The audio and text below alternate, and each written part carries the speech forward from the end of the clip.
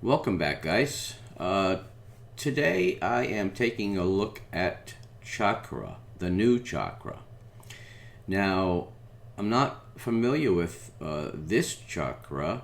Evidently, there were some changes made. I did a little bit of research on it. It appears that Chakra was a little bit more dependent and integrated with Arch as far as repositories in the past. And that seems to have changed according to what I read online. And I'm going to pull up the Chakra website. I must say that when I tried to install a screencast software, which normally, as you know, I use GU, VCView, and Kazam. Couldn't get either of those to install, so I asked one of our viewers who had requested this review, and let's see. So she requested this review along with a few others, and I asked about screencasting software because I was having trouble with GU, VCView, and Kazam. And she responded and told me about how to install OBS Studio. I tried to install OBS Studio, but there were some missing dependencies and it would not install. So she recommended, and this is Natural Promise, she recommended that I try VocoScreen. And I did that, and I installed it. And to be quite honest with you, it's probably one of the easiest screencasting software packages that I've ever seen. Basically, you just go through each of these options, full screen window area, whatever microphone you're using, frames per second, the path for saving your videos, which webcam you're using, and you click start and it's going. So very, very impressed with VocoScreen. And so I am continuing to do this review with VocoScreen. So let's take a look at what we have with Chakra. This is right out of the box. So I have the panel at the bottom. This is looks like configuration for the panel. You can add widgets, add a spacer. There are more settings here. So it looks like the panel is 100% configurable. And I have to tell you that I'm not 100% familiar with Chakra. This is really my first experience with it. The install went fine, no issues with that. It installed the same way that I install all of the distributions, and so that was comfortable. This panel, again, all of the configuration options are here, and so I'm not going to go through using all of them, but rest assured it looks like you can basically do whatever you want with this panel. Now there's a clock, and when you boot up, the boot screen shows the date and the time, which is nice. Happy Veterans Day to all the veterans. Okay, and so status and notifications, printers, battery and brightness, media player. Now this is KDE based, so everything is KDE oriented. And there you can see VocoScreen is running. It configured my Wi-Fi and my Ethernet right out of the box, no problems at all. There is recent devices, no input window, and clipboard contents. So there is a clipboard manager there. Then you've got your open windows, workspaces, and your menu. Now when you first click on the menu, it brings up a basically the basic settings: web browser, add remove software, advanced text editor, terminal, file manager, system settings. We'll come back to system settings in a moment. Now for applications, they're categorized: development, Plasma Theme Explorer, and so let's see.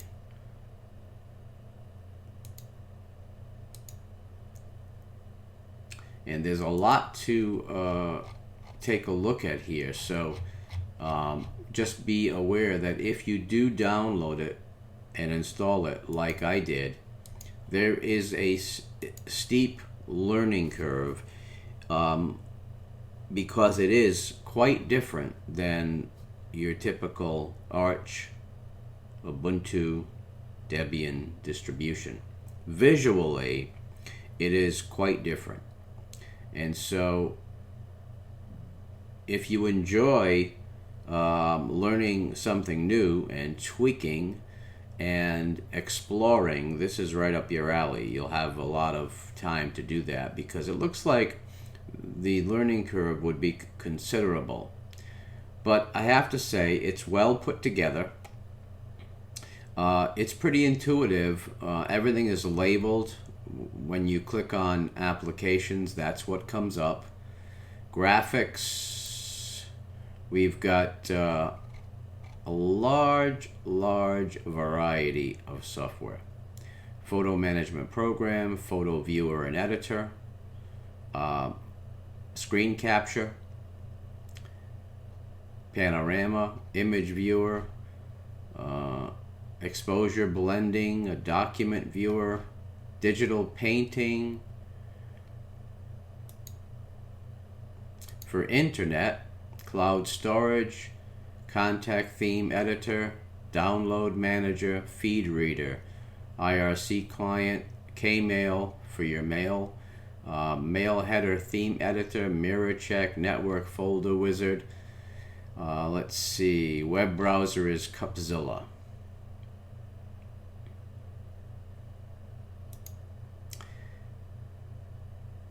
For multimedia, disc burning, Firewire audio mixer, media player, music player, test utility, video editor, Kden Live, and I added Voco screen. Okay, so let's see. Let's go back to for Office.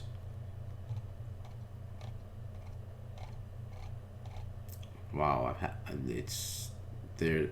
Basically everything you can. Calligra looks like the Office suite, but there is lots of other things here. Personal organizer, personal information manager, notes. So it's certainly a comprehensive menu of applications. And let's go to settings.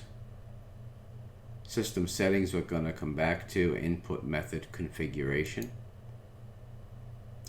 For system, you have add remove software, backup, disk burning, a drop down terminal, file manager, which is Dolphin, info center, input method, manage printing, Octopi cache cleaner, notifier, Pacman log viewer, a petition editor. It's not gparted, it's KDE petition manager because everything is KDE based. Now it doesn't look like you'd be able to tweak the desktop system. It is KDE, so I don't think there's any opportunity to add anything else to it in the way of a desktop environment. System monitor, terminal, USB key writer. Now, let's see, I want to check something. Info center. Okay, so KDE Plasma version 5.4.2, Qt is 5.5.1, the kernel is 4.14, 64-bit, and memory 7.2 gigs. I have 8, and it's an i3 4360. Memory, energy information, device information,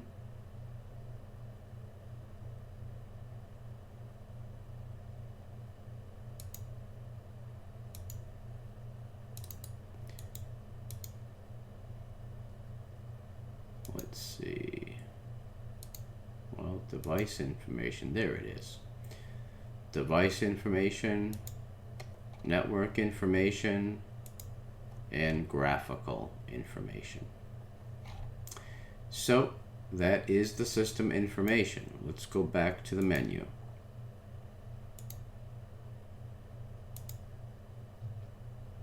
We will come back to system settings in a moment. Let's see.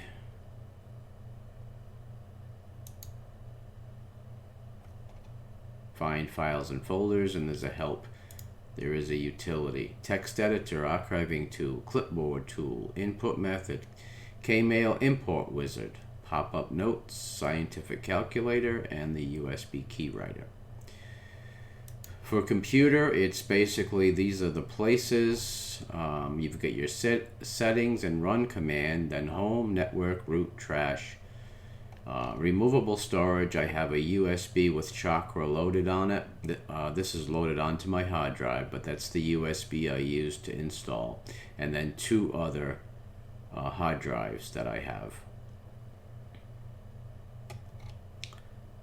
And history, Info Center, Theme Explorer, Web Browser, File Manager, and Voco Screen. Those are recent applications. And then you've got your menu, log out, lock, switch user, sleep, hibernate, restart, and shutdown. So let's go back to settings.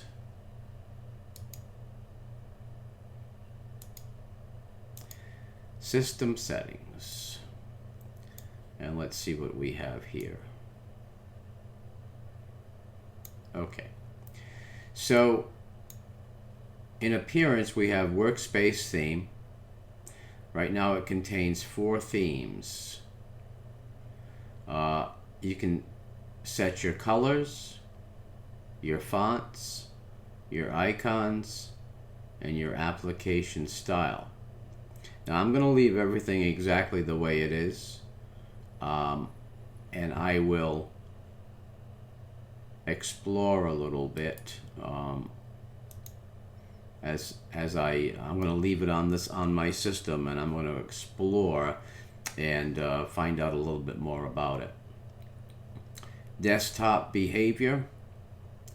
You've got workspace, desktop effects, screen edges, screen locking, virtual desktops, accessibility. Window management. If I click on window management, you've got window behavior, a task switcher, scripts, window rules. You can evidently design your own window rules. Let's see. Title bar, window actions, moving, and advanced.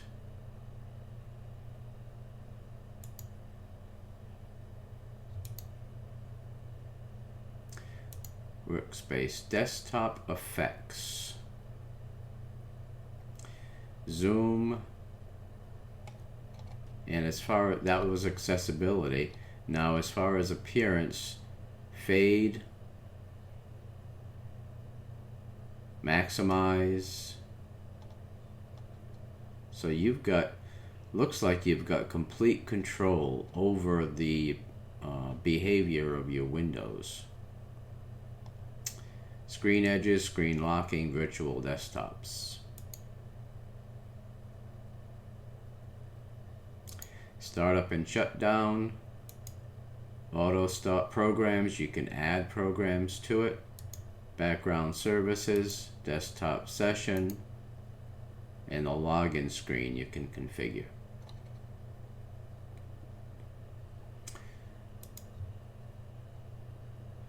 And let's see.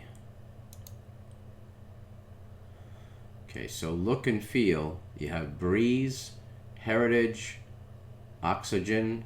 I think that is it. Looks like you've got 3. Then you can select Breeze Dark, Heritage, Oxygen for your desktop theme. Then your cursor and your splash screen. So this is the one that I have that opens up. You can see it says Sunday 1525. It has the day and the time. You can switch that opening screen, and right now it's on Heritage.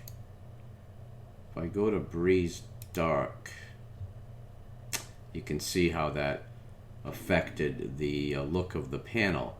Now, it says here you can get new themes, so there must be a, yeah, you can download themes. So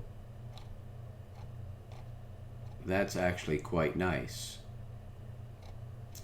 So you could spend a considerable amount of time just tweaking the aesthetics of the distribution and making it look exactly the way you want it to. If you prefer a light, there's the light bar at the bottom. And I happen to like the Breeze. It's a nice middle ground between the white and the black. On details, you've got configuration on just about every option on the desktop theme.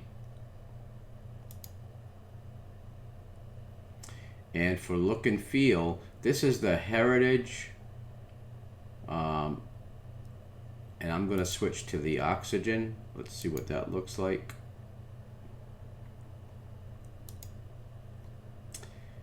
And it did not change the, it changed the panel, but it didn't change the wallpaper. Let me switch back to what I had before. There we go.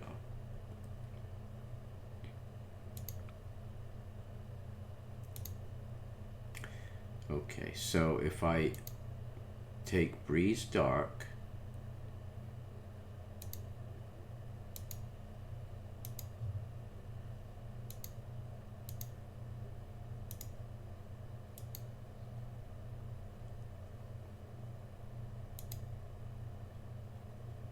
and we will leave it just like that.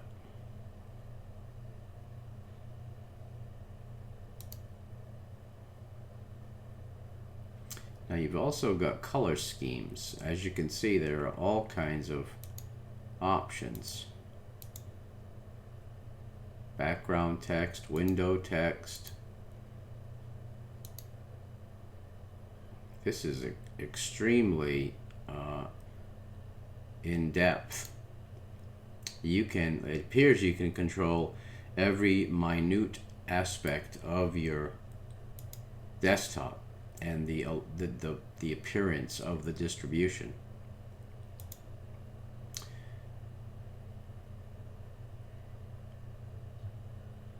And you've got your icon themes and complete configuration on that. Now let's take a look. Well, you've got power management, which is the usual. You can set all your parameters to dimming the screen, when it goes to sleep, things like that.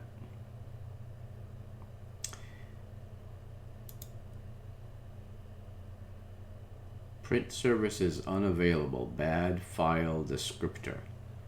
So there may have been something that went wrong with during the install. So I may have to reinstall in order to use this properly. So if I go to desktop settings, here is my wallpaper. So I right-clicked on the desktop and it gives me an opportunity to change the wallpaper. Now the out-of-the-box wallpaper is what you see here. And I'm going to see if I can change that.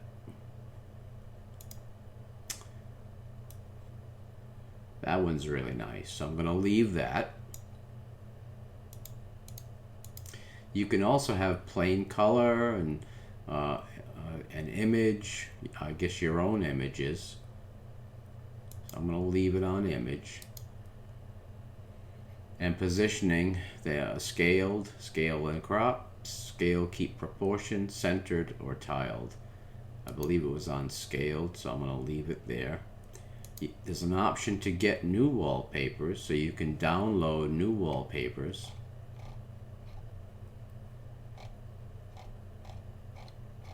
Very nice. They make that available right out of the box. You've got mouse action, so you can configure your mouse. Right button, middle button, vertical scroll.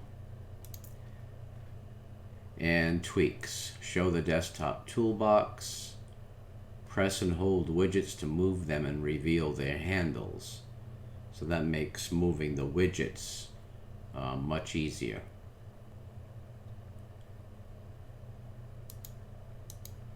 So guys, that is Chakra. Now, as I mentioned, they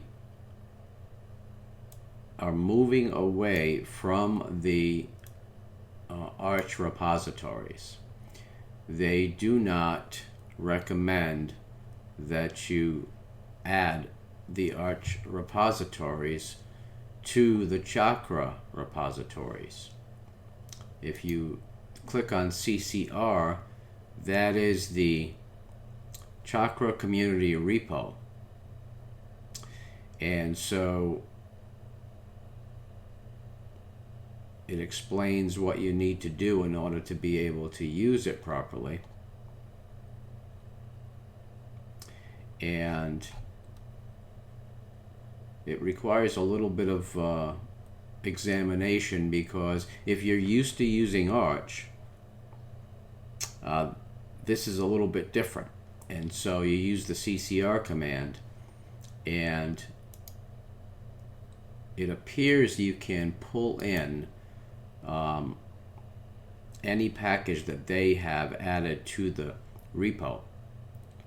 Now, it doesn't appear to be as comprehensive yet as the Arch repos. And keep in mind that the theme here is KDE, so it is KDE oriented. And so KDE, the first packages, it appears that the first packages that have been populated into the CCR have been the KDE oriented applications. Now, whether or not they're going to follow up with Kazam and a lot of the other popular packages within Linux, that remains to be seen.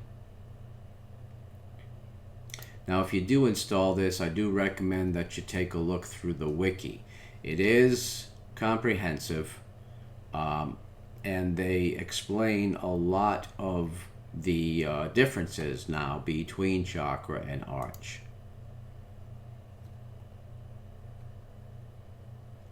So Chakra is a streamlined GNU Linux desktop, award-winning KDE software, and the Qt framework. It's a community-driven repository. And there is a mention in here that they do not recommend adding the Arch repositories to the sources, to your repository listing. So, and evidently the packages do not play well together. So it could be that you'll do damage to your system if you try that. So I'm just going to, since it gave me that message about a file missing on the printer configuration, I'm going to go ahead and reinstall. And I may do a follow-up video once I become more familiar with it.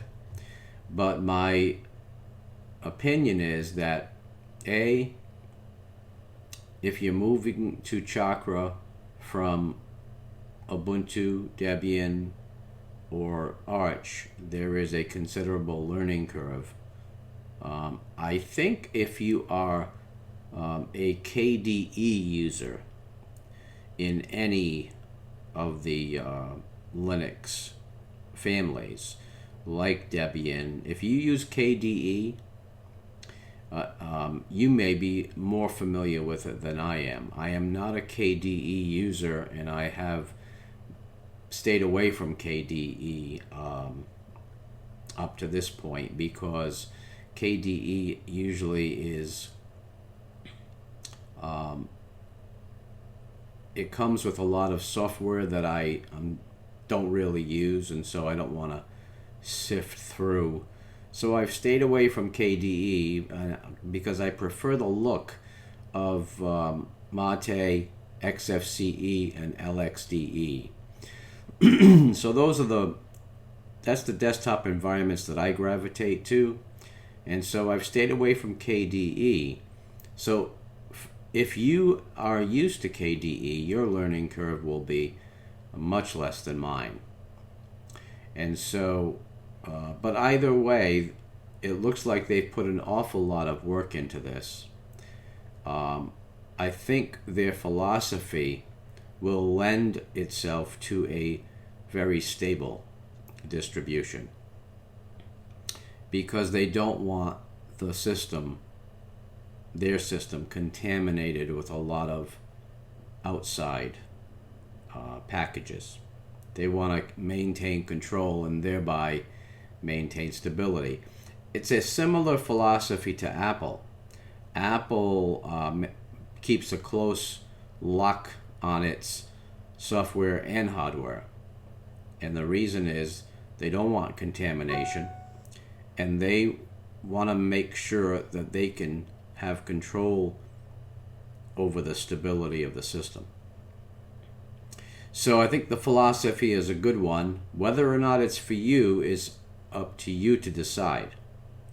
But it doesn't cost anything to download it, install it, take a look at it, and see if it's something that you'd enjoy using. I like the looks of it and the feel.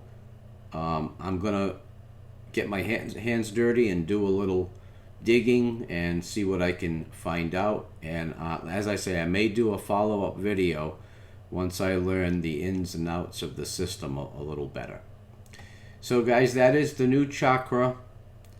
It is semi-Arch based, but they are moving away from Arch. And so, guys, thanks for taking a look at the video. Please rate, comment, and subscribe. And I will see you soon. Take care.